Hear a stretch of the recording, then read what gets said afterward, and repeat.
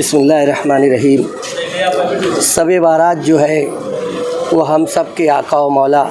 نبی کریم صلی اللہ علیہ وسلم 15ویں شب کو اماں عائشہ صدیقہ رضی اللہ تعالیٰ عنہ کے گھر پر آرام فرما رہے تھے۔ اماں عائشہ صدیقہ رضی اللہ تعالیٰ عنہ کی جب آنکھ کھلی تو آپ صلی اللہ علیہ وسلم مکان میں موجود نہیں تھے۔ اماں عائشہ صدیقہ انہیں تلاش کرنے کے لیے گئی تو انہیں جو مدینہ منورہ کا سب سے عظیم اور پوری دنیا کا سب سے عظیم قبرستان ہے جنت البقیع، اس میں آپ صلی اللہ علیہ وسلم کو دیکھا تو آپ صلی اللہ علیہ وسلم سے پوچھا کہ یا رسول اللہ، آپ اتنی رات کو قبرستان کیوں گئے تھے؟ تو آقا نے فرمایا کہ آج 15ویں شب ہے اور 15ویں شب کی رات میں جو بھی بندہ اپنے مرحومین ماں باپ کے لیے، اپنے اقربا کے لیے، تمام مسلمانوں کے لیے اور جو بھی دعا مانگتا ہے وہ آج کی رات میں اللہ تعالیٰ قبول فرماتا ہے۔ اور آج 15ویں شب کو مغرب کی نماز سے فجر طلوع ہونے تک اللہ تعالیٰ کی رحمت جو ہے خاص زمین کی طرف تجلی فرماتی ہے اور اپنے بندوں کی فریاد کو سنی جاتی ہے۔ اسی میں کچھ باتیں آپس میں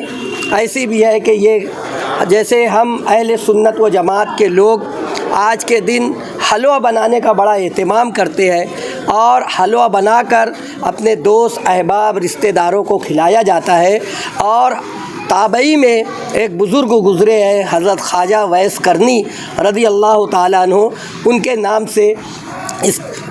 کھانا کھلانے کا دوست احباب کو اور اچھے کام کر کے ان کو ایصال ثواب کیا جاتا ہے، اپنے مرحومین کی ایصال ثواب کیا جاتا ہے، دعائیں مغفرت کی جاتی ہے، اور یہ آپ صلی اللہ علیہ وسلم کا ارشاد مبارکہ ہے۔ اس لیے ہم سب لوگ اس پر عمل کرتے ہیں۔ اور مالیگاؤں میں میں جب سے ہوش سنبھالا ہوں دیکھتا ہوں کہ شاید پورے ہندوستان میں کیا پوری دنیا میں